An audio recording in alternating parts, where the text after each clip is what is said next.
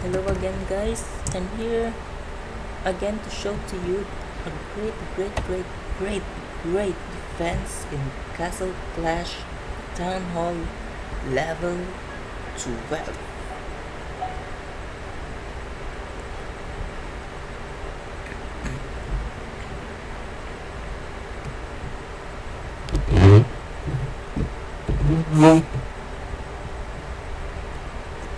Sa totoo lang, ngayon ko lang talaga ito siya nagawa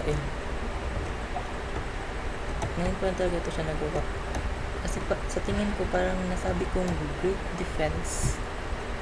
Kasi nasa gitna nila yung mga heroes, tapos yung mga arrow tower.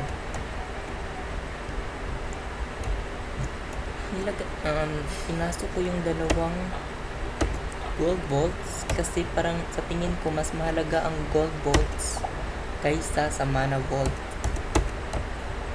Dito nilagay ko siya dito sa akin na ito. Dito nilagay ko ito siya dito para matamaan ng dalawang arrow tower kapag mayroong umatake dito na gold, kasi importante talaga sa akin yan.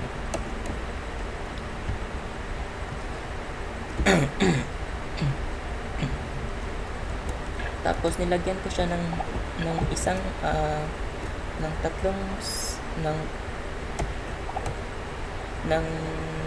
nilagay ko itong mana vault ito sa gitna dahil para kapag merong arrow rain ay hindi matatamaan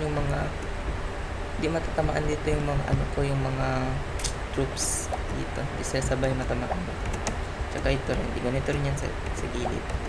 Tapos inurong ko lang ito kasi kanina dito dapat yan. Parang inisip ko, inurong ko siya dito para kapag merong umatake dito, kasi baka ang unahin niyang tirahin ito, hindi masira yung plano natin. Yan, dyan siya masira yung plano natin. Dapat dadaan siya dito sa gitna para madali siyang mamatay. Yun talagang point ko doon para kapag dumaan siya sa gitna na yan, madali siyang mamatay. Kayo nang bahalang maglagay sa bomb trap tsaka sa hero trap ninyo. Ako, sikreto ko na kung saan ko yun nilalagay. That's all. Meron pa ako doon dalawang videos na siguro magugustuhan din ninyo yung mga magugustuhan din ninyo yung mga defense ko doon, kasi as in maganda talaga yung defense ko doon, yung sa una at pangalawa kung sa Town Hall level 11 tsaka ngayong level 12. Bago ko lang ito pinalitan talaga, bago lang as in.